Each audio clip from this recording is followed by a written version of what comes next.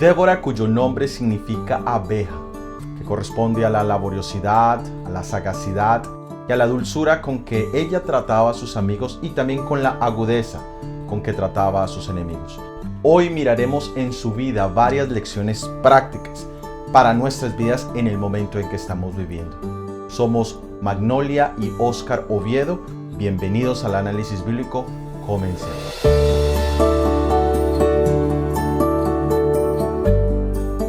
Leamos en el libro de Jueces, el capítulo es el 4, los versículos son el 1 al 3.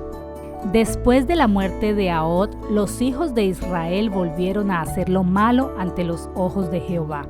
Y Jehová los vendió en mano de Jabín, rey de Canaán, el cual reinó en Hazor, y el capitán de su ejército se llamaba Sísara, el cual habitaba en Haroset Goim.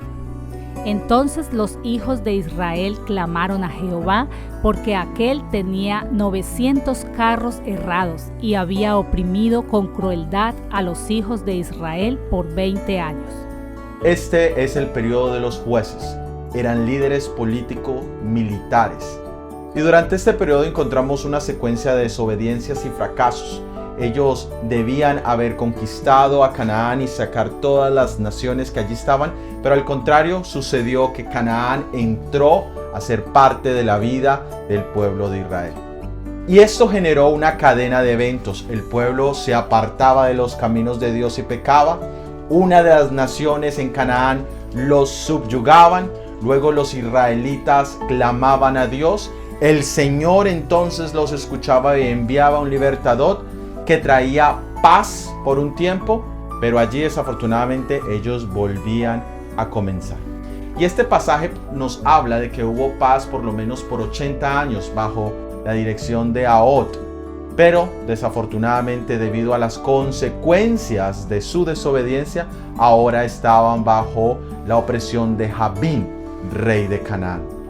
La vida entonces era difícil, venían los asaltaban y tenían que ellos huir a las ciudades fortificadas, y esto llevaba sucediendo aproximadamente 20 años.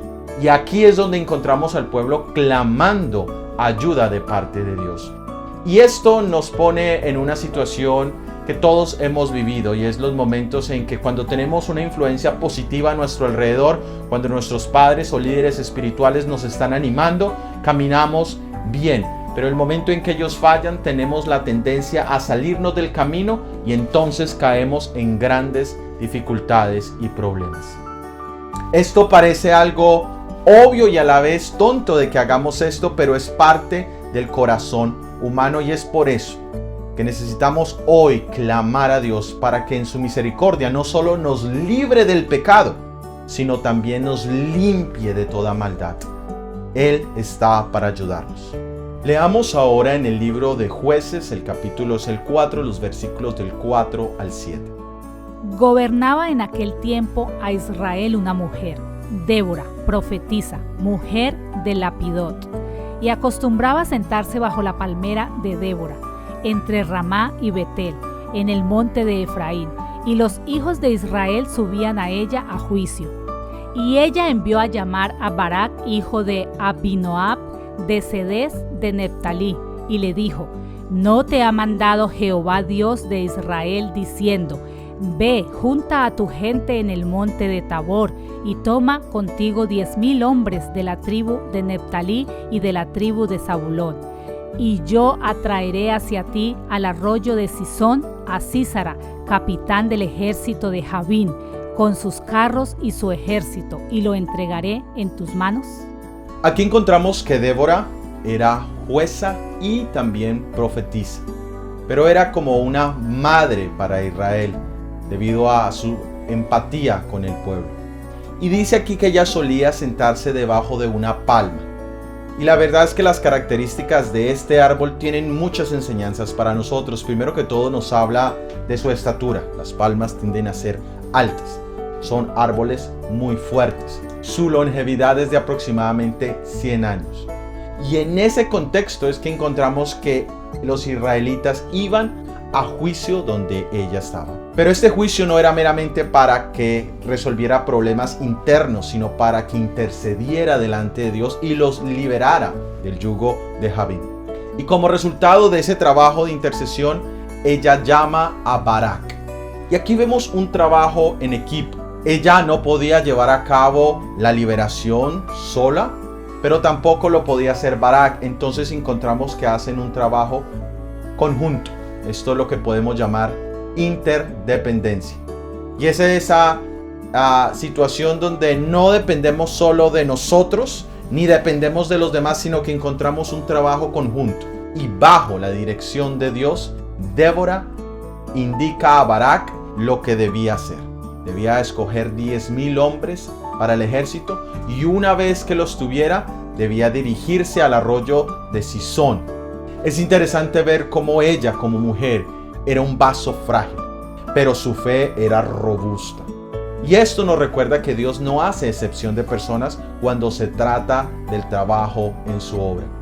Él nos ha dado múltiples y diferentes tipos de talentos y de dones a todos nosotros, tanto a niños como a jóvenes, tanto a mujeres como a hombres, tanto a ancianos también.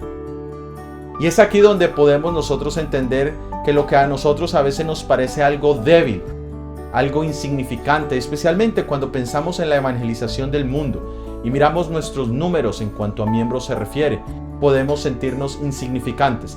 Pero debemos recordar que cualquier número de personas, siempre y cuando estén asistidos por el poder de Dios, ya son mayoría. Encontramos en el libro de Juan que dice: y esta es la victoria que ha vencido al mundo, y es nuestra fe. Dios concedió una victoria total y absoluta al pueblo de Dios, y en el capítulo 5 encontramos un cántico de victoria en referencia a la pelea que se había llevado a cabo.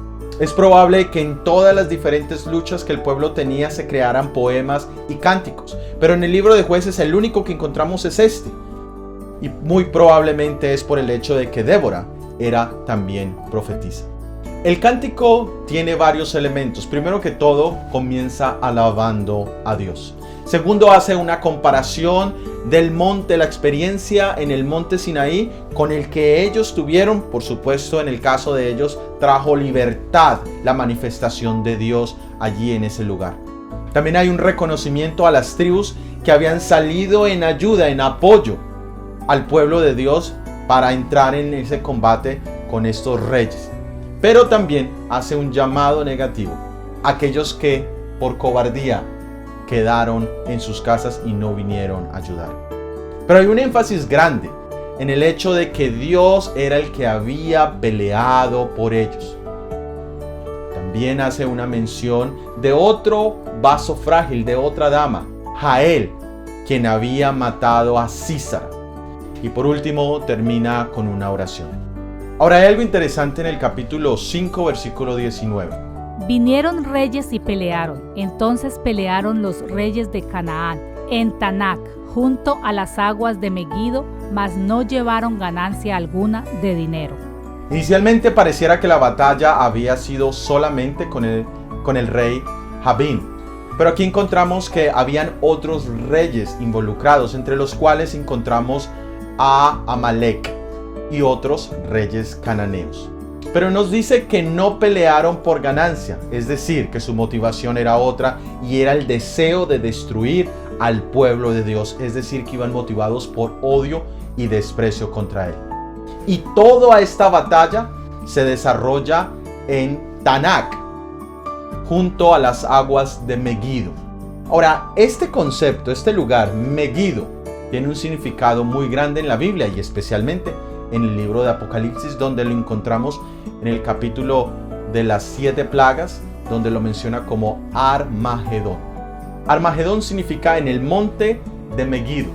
La palabra como si Megido quiere decir lugar de multitudes, en otras palabras, el monte de la congregación o de la asamblea.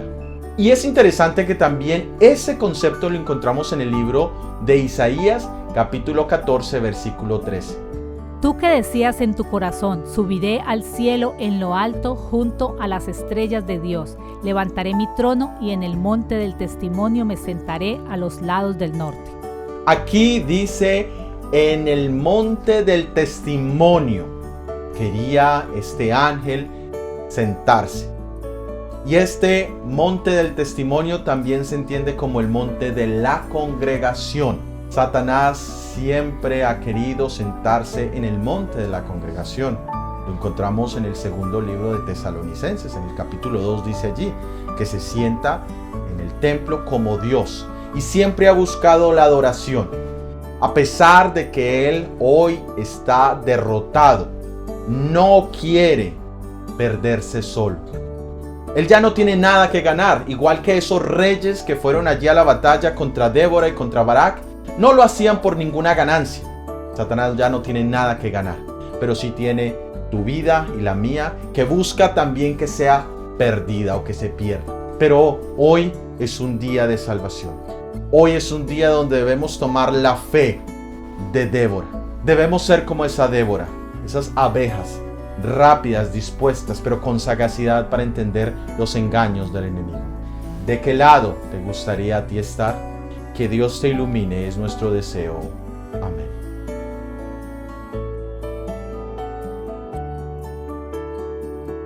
Gracias por haber participado en nuestro análisis bíblico para esta semana. La próxima semana estudiaremos el tema La mujer sabia y la muerte del viejo hombre. Si esto ha sido de bendición y quieres ayudarnos a la proclamación de este mensaje, por favor, déjanos tus comentarios, tus opiniones en cualquiera de las plataformas donde nos puedes escuchar. Y todo ha sido producido por el Ministerio 147. Que Dios te bendiga. Amén.